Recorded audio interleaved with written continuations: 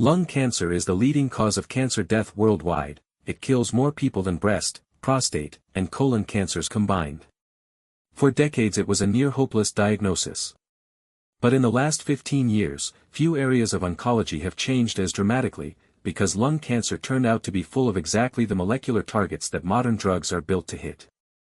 The first thing to know is that lung cancer is really two different diseases. Non-small cell lung cancer makes up the large majority of cases. It grows and spreads relatively more slowly, and crucially, it's where the revolution has happened. The targeted and immune therapies will get to work mostly here. Small cell lung cancer is less common but much more aggressive. It grows fast, spreads early, and is very strongly tied to smoking. It's usually treated with chemotherapy and radiation, and while it often responds well at first, it tends to come back. When people talk about the exciting progress in lung cancer, they're mostly talking about the non-small cell type. Here's what changed everything. When a non-small cell lung cancer is diagnosed today, the tumor is routinely sent for genomic testing, reading its DNA to look for specific driver mutations. These are the single broken genes that a particular tumor depends on to grow. In the lung, the famous ones go by names like EGFR, ALK, ROS1, and KRAS. And the reason we look is simple and powerful. If the tumor has one of these drivers, there is often a targeted pill designed to shut that exact driver off. A patient whose cancer is driven by EGFR can sometimes take a daily tablet that holds the disease back for years, with far gentler side effects than chemotherapy. That was unthinkable not long ago. But not every lung cancer has a neat targetable driver.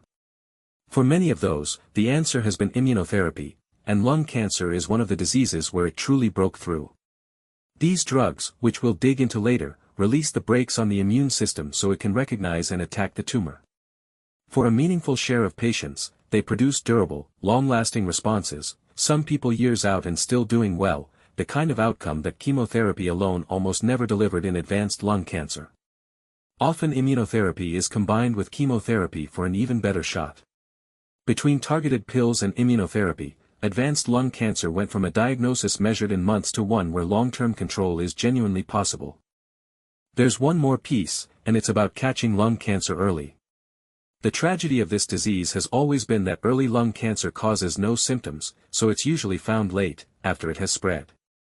The fix is screening, a quick, low-dose CT scan of the chest, offered to people at high risk, typically older adults with a heavy smoking history. Done in the right population, this screening finds tumors while they're small and still curable by surgery, and it measurably lowers the death rate. It's the same lesson as mammograms and colonoscopies. For the people most at risk, looking before there are symptoms saves lives.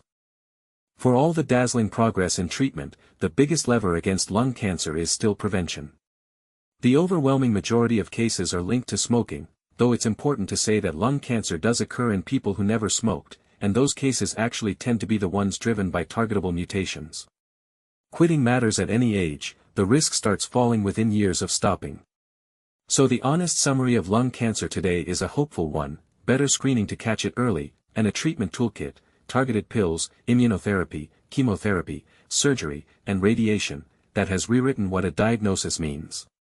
This is educational, not medical advice.